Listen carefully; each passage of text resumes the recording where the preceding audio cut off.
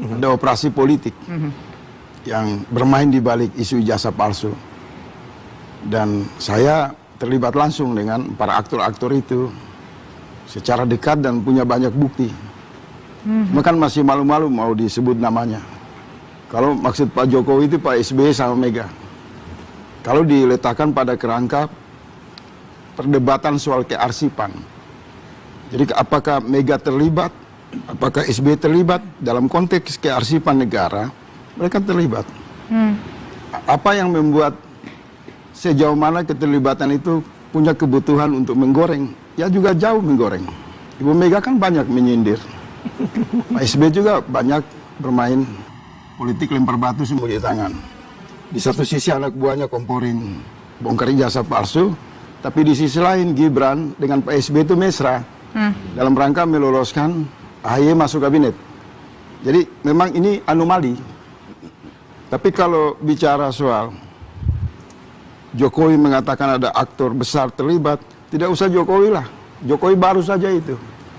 Kalau saya mengatakan orang yang bertanggung jawab terhadap kegaduhan ijazah palsu itu dalam konteks mantan presiden. Karena pada saat Presiden Jokowi mencalonkan itu SBY. Dalam konteks keterwakilan partai politik itu Ibu Megawati. Kalau kawan-kawan ini bisa ketemu Ibu Megawati, minta arsip, ijazah fotokopi, lalu disinkronkan dengan milik Pak Jokowi, ini semua selesai. Tapi Ibu Megawati menutup pintu. Padahal yang menggunakan ijazah Pak Jokowi itu Ibu Megawati. Kenapa dia menutup pintu? Karena dia ingin menggoreng satu dendam politik berkelanjutan yang sama dengan kasus Senturi. Dulu kasus Senturi begitu juga kan. Ibu Megawati pada saat itu oposisi, itu menggoreng di ruang publik, minta untuk dituntaskan. Sampai ke DPR. Kasus itu kemudian di DPR, lalu dibawa ke pengadilan. Tapi dalam kasus ijazah palsu, Ibu Megawati dan PDIP itu mengambil arsip di tangan mereka secara misteri, dan kemudian mengirim Eros Jarot, kawan-kawan PDIP untuk mengipas di lapangan.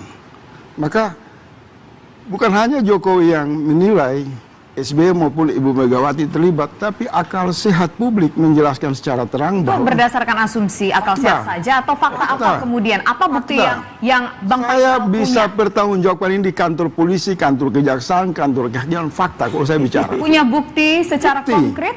Coba lihat kalimatnya dalam konteks kearsipan negara. Ijazah itu adalah arsip PDIP, arsip KPU, arsip pemerintah. Siapa pemangkunya pada saat itu? Ketua umumnya Megawati. Kenapa kegaduhan ini berlanjut? Ibu Megawati tidak membantu Roy Surya untuk membuka ini loh, ada arsip loh, fotokopi.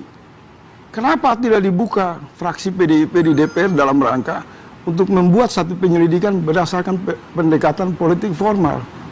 Lambannya, tersumbatnya, dan sindiran-sindiran Ibu Megawati, saya mengatakan, Ibu Mega aktor terbesar dalam memompa kemarahan publik terhadap ijazah palsu atau asli. Nah, saya menggulir ini konsisten sejak ijazah ini disuarakan di ruang publik. Dalam rapat-rapat terbatas dengan Bang Roy Surya, dengan kalangan Refli Harun, saya berkali-kali mengusulkan, gak usah gaduh.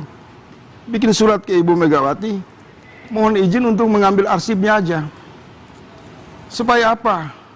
Supaya publik bisa mendapatkan keterlibatan pengguna arsip itu.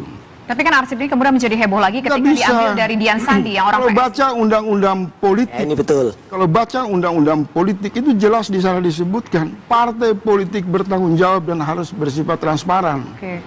Jadi penggunanya itu adalah Ibu Megawati, pemiliknya adalah Pak Jokowi. Nah, jadi aktor-aktor ini saling terlibat di dalam klik dan intrik politik.